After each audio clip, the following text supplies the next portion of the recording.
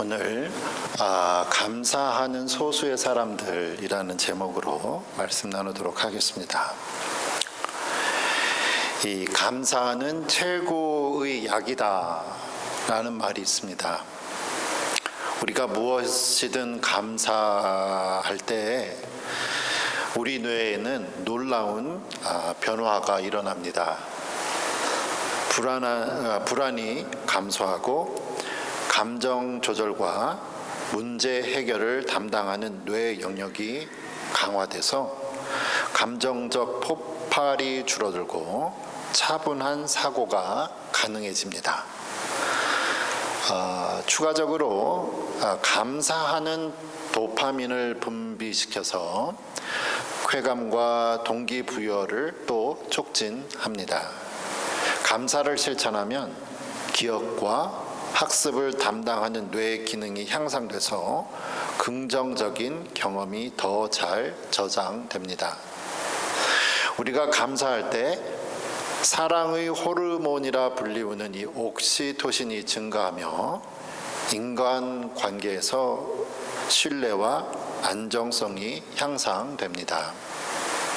감사는 또한 신경계를 활성화시켜서 심박수, 혈압, 호흡을 안정시키는 효과가 있습니다. 감사가 우리의 삶에 많은 좋은 것들을 더해주지만 우리는 일상생활에서 감사하는 것을 자주 잊습니다. 특히 도움이 필요할 때는 간절히 도움을 찾지만 실제로 도움을 받은 후에는 감사하는 것을 자주 잊습니다. 오늘 설교 본문에서 우리는 정확히 이런 종류의 행동들을 보았습니다. 그리고 이 사건이 일어난 장소는 매우 중요한 의미를 지니고 있습니다.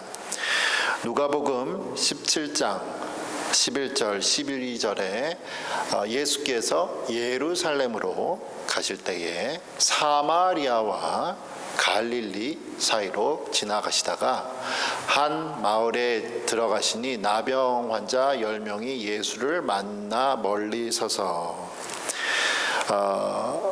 11절에는 세 개의 지명이 이제 나타났죠. 예루살렘, 사마리아, 그리고 갈릴리. 이스라엘은 지도를 제가 준비했는데요. 이스라엘은 세 지역으로 나뉘어 있습니다.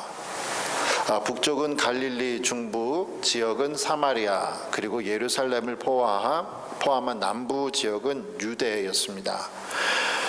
중부 지역인 사마리아는 예루살렘 사람들에 의해 외국인으로 취급받았습니다. 이는 이 지역이 한때 오랜 기간 동안 외국 군대의 통치를 받았기 때문입니다. 그 과정에서 외국 군인들이 이스라엘 여성과 결혼하여 자녀를 낳았습니다. 이러한 결함으로 태어난 사람들은 순수한 유대인으로 인정받지 못했죠. 이스라엘 사람들은 그들을 경멸했습니다. 그러므로 북쪽에서 남쪽으로 여행할 때 그들은 의도적으로 사마리아를 바로 통과하지 않고 우회해서 하곤 했습니다.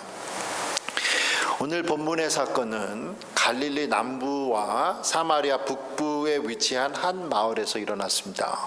그곳에서는 순수한 유대인들과 사마리아 사람들이 자연스럽게 서로 쉽게 만날 수 있었죠. 특히 나병 환자들은 그들의 마을에서 쫓겨나 멀리 떨어져 살아야 했습니다.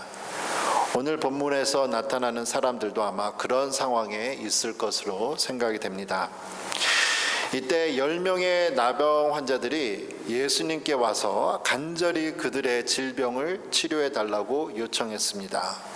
누가복음 17장 13절 14절에 소리를 높여 이르되 예수 선생님이여 우리를 불쌍히 여기소서 하거늘 보시고 이르시되 가서 제사장들에게 너희 몸을 보이라 하셨더니 그들이 가다가 깨끗함을 받은지라. 우리가 14절을 보면 예수님은 그들을 치료하기 위해 어떤 특별한 행동도 하지 않으셨습니다. 단지 그들에게 가서 제사장들에게 너희 몸을 보이라고만 말씀을 하셨습니다. 구약 성경에는 이 나병을 앓던 이스라엘 적군의 장군 나아만 이야기가 나타납니다. 그는 선지자 엘리사에게 와서 자신의 질병을 치료해 달라고 요청하죠. 엘리사는 그에게 요단강에서 7번 몸을 씻으라고 말했습니다. 이를 듣고 나아만은 매우 불쾌하며 화가 나서 자리를 떠나려 했습니다. 그는 선지자가 자신을 위해 성대한 의식이나 특별한 기도를 해줄 것으로 기대했는데 자기 나라의 강보다 작고 깨끗하지도 않은 요단강에서 씻으라는 말에 화가 났습니다. 그때 그의 부하 중 한 사람이 그에게 조언하죠. 잃을 것도 없는데, 손해날 것도 없는데 선지자 말을 따라해 보는 것이 어떻겠습니까? 그래요. 나아만이 마침내 엘리사가 말한 대로 했을 때 그의 병은 완전히 치유가 되었습니다. 그는 자신의 잘못을 회개하고 엘리사에게 용서를 구했으며 하나님을 믿기로 결심했습니다. 그러나 오늘 본문에서 예수님은 나아만에게 요구된 것과 같은 어떤 행동도 지시하지 않으셨습니다. 단순히 나병 환자들에게 가서 제사장들에게 너의 몸을 보이라고 말씀만 하셨습니다. 놀라운 것은요, 이 10명의 나병 환자 중 아무도 예수님께 불평하지 않고 즉시 제사장들을 만나러 출발했다는 겁니다. 왜 그랬을까요? 제사장들을 보이는 거랑 나병 환자랑 무슨 상관이 있는가? 구약 율법을 보면 나병 환자가 질병에서 치유되었을 때 그들은 제사장에게 가서 자신의 몸을 보여야 했습니다. 제사장이 이 사실을 확인하고 선언한 후에야 그 사람은 정상적인 사회생활로 돌아갈 수가 있었습니다. 그러니까 오늘 본문의 나병 환자들이 예수님의 말씀을 들었을 때 그들은 이미 자신들의 질병이 치유될 것이라는 믿음을 가지고 있었습니다. 실제로 14절에 기록된 것처럼 그들이 가다가 깨끗함을 받았다는 사건이 기록되었습니다. 예수님의 치유 능력은 놀라웠고 이 10사람의 믿음 또한 놀라웠습니다. 그러나 문제가 발생하죠. 10명 모두가 깨끗함을 받았는데 그들 중 오직 한 명만이 예수님께 돌아와서 감사를 드렸습니다. 누가복음 16장 17 보면 아래에 예수의 발 아래 엎드려 감사하니 그는 사마리아 사람이라.